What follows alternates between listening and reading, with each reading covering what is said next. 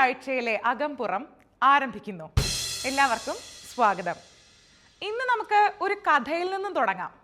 കഥയുടെ പേര് ഒരാനയും രണ്ട് ആനക്കൊമ്പുകളും. നമ്മുടെ ഈ കഥയിലെ ആന എന്ന്, എപ്പോൾ, എവിടെ നിന്ന് നാട്ടിലേക്ക് എത്തിയെന്ന് മാത്രം ആരും ചോദിക്കരുത് കേട്ടോ. കാരണം നമ്മുടെ വനം വകുപ്പ് ഏറെ ജാഗരൂകരായിട്ടും ഒരെത്തും പിടിയും കിട്ടാത്ത കാര്യമാണത്. ആരുടെ ആനയുടെ കാര്യമായി പറയുന്നത്? നമ്മുടെ ഇപ്പോഴത്തെ ഗതാഗത വകുപ്പ് മന്ത്രിയും മുൻ വനം മന്ത്രിയുമായിരുന്ന ബഹുമാനപ്പെട്ട KB ഗണേഷ് കുമാറിന്റെ ആനയാണ് ഈ ആന.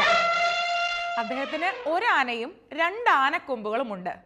പക്ഷെ അദ്ദേഹത്തിന് അതിന്റെ രണ്ടിന്റെയും ഉടമസ്ഥാവകാശം ഇല്ലെന്നാണ് വനം വകുപ്പ് പറഞ്ഞത്. അത് പുള്ളിയുടെ അച്ഛൻ ബാലകൃഷ്ണ പിള്ളയുടെ ആനയായിരുന്നേ. ശരിയാണ്. പക്ഷെ അദ്ദേഹത്തിന് എവിടെ നിന്നാണ് ഈ ആനയെ കിട്ടിയതെന്നും വനം വകുപ്പിന് അറിയില്ലല്ലോ. അതിന്റെ ഒരു രേഖയും വനം വകുപ്പ് ആസ്ഥാനത്തില്ല. നിയമപരമായ ആധികാരിക രേഖയില്ലാതെ ആനയെ കൈവശം വെക്കുന്നത് വന്യജീവി സംരക്ഷണ നിയമപ്രകാരം കുറ്റകരമാണ്. കാട്ടിലെ തടി തേവരുടെ ആന, വലിയടാ വലി.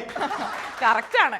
ഇത്രയും കൃത്യമായ ഉപമ വേറെ എന്തുണ്ട്? ഇതൊക്കെ അകംപുറത്തിന് എവിടെ നിന്നാ കിട്ടുന്നത്? വിവരാവകാശം ചോദിച്ചാൽ ഉത്തരം തന്നേ തീരും. അത് പറഞ്ഞപ്പോൾ ഒരു കാര്യം ഓർത്തെ. ഒരു വിവരാവകാശ ചോദ്യത്തിന് 1000 മറുപടി കൊടുത്ത് ഒരു പൊതുപ്രവർത്തകനെ ഞെട്ടിപ്പിച്ചിരിക്കുകയാണ് സർക്കാർ. സംഭവം തൃശൂർ മാളയിലാണ്. 2018 പ്രളയത്തിൽ കേടുപാടുകൾ സംഭവിച്ചതും പരിഹരിച്ചതുമായ കെട്ടിടങ്ങളുടെ കണക്കുകളാണ് സംസ്ഥാന ദുരന്ത നിവാരണ അതോറിറ്റിയോടും ലാൻഡ് റവന്യൂ കമ്മീഷണറോടും ഇദ്ദേഹം ചോദിച്ചത്. ഇത് കേട്ടതും ഇരു കൂട്ടരും അങ്ങ് കട്ടയ്ക്ക് നിന്നു. പൊതുമരാമത്ത് കെട്ടിട വിഭാഗം വകുപ്പ് വഴി, 14 കളക്ടറേറ്റുകൾ വഴി, പഞ്ചായത്ത് ഡയറക്ടർമാർ വഴി, അവിടുന്ന് സംസ്ഥാനത്തെ 1200 തദ്ദേശ സ്വയംഭരണ സ്ഥാപനങ്ങൾ വഴി അപേക്ഷ സഞ്ചരിച്ചെത്തിയപ്പോഴാണ് ഒരു ചോദ്യത്തിന് 1000 മറുപടികൾ എത്തിയത്. എന്നാൽ ഇത്രയും മറുപടി കത്തുകളിൽ നിന്നും കണക്കുകൾ തയ്യാറാക്കാൻ കഴിയില്ലെന്നാണ് അപേക്ഷകൻ പറയുന്നത്. പ്രളയത്തെക്കുറിച്ച് ചോദിച്ചപ്പോൾ കിട്ടിയ മറുപടി പ്രളയത്തിൽ അന്തം വിട്ടിരിക്കുകയാണ് നമ്മുടെ പാവം ചെറുപ്പക്കാരൻ. ഇതാണോ പറഞ്ഞ വിവരാവകാശ നിയമം കിടുവാന്ന്? ഇത് വിവരാവകാശ കമ്മീഷന്റെ കുഴപ്പമല്ലെന്നേ. ഒരു ഡിപ്പാർട്ട്മെന്റിലും കൃത്യമായ കണക്കുകൾ ഇല്ലാതിരുന്നത് കൊണ്ട് പറ്റിപ്പോയതാ. എലിയെ തോൽപ്പിച്ച് നമുക്ക് ഇല്ലം ചൂടാൻ പറ്റുമോ?